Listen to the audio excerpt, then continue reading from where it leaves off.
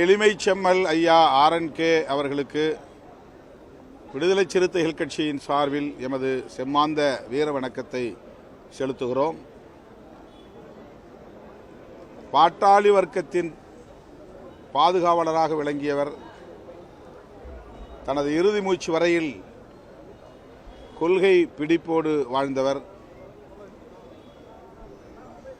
அவரை சிறப்பு செய்யும் வகையில் இன்றைக்கு தமிழ்நாடு முதலமைச்சர் அவர்கள் அரசு மரியாதையோடு அவருக்கு செவ்வணக்கம் செலுத்தி வழியனுப்பி வைப்போம் என்று அறிவித்திருப்பது பெரும் ஆறுதலை அளிக்கிறது.